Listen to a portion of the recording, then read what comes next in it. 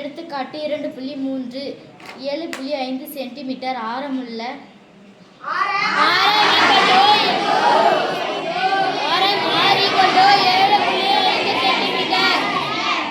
ஒரு ஸ்பின்னரானது 6 சம அளவுள்ள வட்டக்கோண பகுதிகளாக பிரிக்கப்பட்டுள்ளது எனில் 6 சம அளவுள்ள பகுதிகளாக பிரிக்கப்பட்டுள்ளது. இருக்கீங்க 6 ஆல் வகுத்தல் எப்படி சொல்லணும்? 6 சமமாக பிரித்தல் என்பது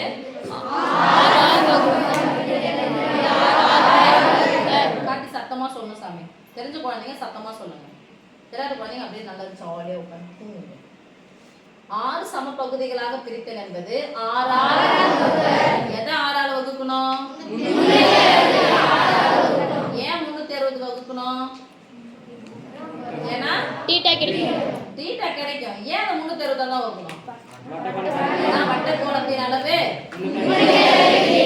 இப்போ 6 சம பகுதிகளாக பிரித்தல் எத்தனை? 6. எத்தனை சம பகுதிகளாக பிரித்தல்? எத்தனை என்ற கேள்விக்கு பதில் சொல்லக்கூடியது என்னது?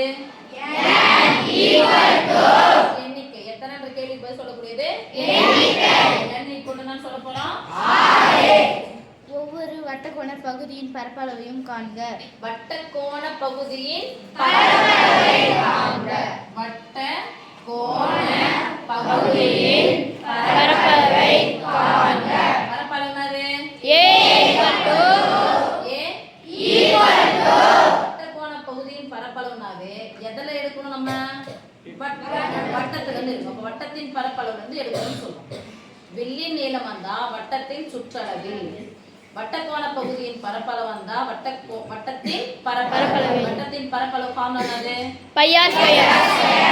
அப்போ பை ஆர் ஸ்கொயர். இல்லன்னா குறிப்போம்னா எத்தனை சம பகுதிகளாக பிரிக்கிறாங்க? எப்படி போடணும்? இல்லையா? இத வட்டத்தின் பரப்பளவு எத்தனை சமமா பிரிக்கிறாங்க? n சம பகுதிகளாக பிரிக்கிறாங்க. அதே மாதிரி வில்லின் நீளமும் வச்சுக்கோங்க. வில்லின் நீளம் என்னது? 2πr. 2πr ஏதாவது பிரிக்க எத்தனை சம பகுதிகளாக பிரிக்கிறாங்க? 6 சம பகுதிகளாக. n சம பகுதிகளாக பிரிக்கிறாங்க. ஓகேவா? சமமாக பிரித்தல் என்பது வகுத்தல். வில்லின் நீளமா வட்டத்தின் சுற்றளவை 5 ஆல் வகுத்தல். முன்னாடி கணக்கு. இப்ப பரப்பளவு கேக்குறாங்க. வட்டத்தின் பரப்பளவை எதால வகுத்தல்? 6 ஈக்குவல் போட்டுக்கலாமா? போட்டுங்க. ரொம்ப முக்கியமான விஷயம். பரப்பளவு எழுதும்போது எழுதுறோம் சதுர. பையனுடைய மதிப்பை எழுதணுமா வேணாமான்னு முடிவு பண்றது யார் கையில இருக்கு? ஆரத்தினுடைய கை. ஆரத்தினுடைய கையில இருக்கு. ஆரம் போய் பார்த்தா 7.5 75 வச்சுக்கலாம். 7 மடங்கா இருக்கான்னு பார்க்கணும். மடங்குனா வாய்ப்பாடு 2ஆம் வாய்ப்பாடு. பெருக்கல் வாய்ப்பாடு. மடங்குனா என்னது? பெருக்கல் வாய்ப்பாடு. அப்போ 75ன்றது 7ஆம் வாய்ப்பாடு பைத்தே 70 11 77 75 வரவே இல்ல. அப்ப பைய என்ன பண்ணிக்கலாம்? அப்படியே போட்டுக்கலாமா? பைய அப்படியே போடுங்க. இன்ட் r ஸ்கொயர் என்ன அர்த்தம்? 6 போட்டு பெருக்கணும். 6 2 முறை போட்டு பெருக்கணும். 2 முறை போட்டு பெருக்கணுமா? 7.7 ஸ்கொயர். என்ன எவ்வளவு? 6 போட்டுக்கலாமா? By 5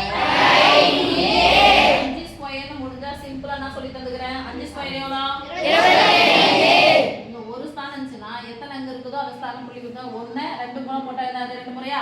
5 square 25. இங்க 7 இருந்துச்சுன்னா அதுக்கு என்ன பண்ணோம்? அதுக்கு அடுத்த நம்பர் பெருக்கணும். 7யும் 8யும் பெருக்கலாம். 7 56 பை 6 ரெண்டுக்கு நடுவுல குறி பெருக்கல். அப்ப என்ன பண்ணோம்? 56.2 இந்த எதால கேன்சல் பண்ணோம்? 6ஆல வகுக்கணும். மேடம் நைட் டியூட்டியா? நைட் ஷிஃப்ட் பாத்தீங்களா? 6ஆல வகுக்கலாமா?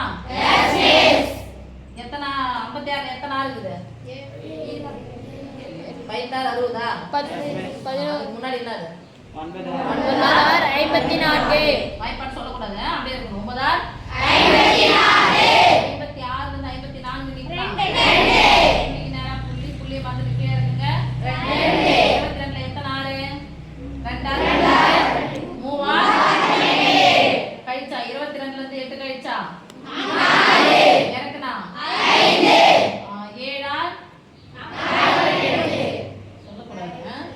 45 இருந்து 42 கழிச்சா மடங்குல 0 சேர்த்தா புள்ளி இருக்குதுல 30ல எத்தனை இருக்குது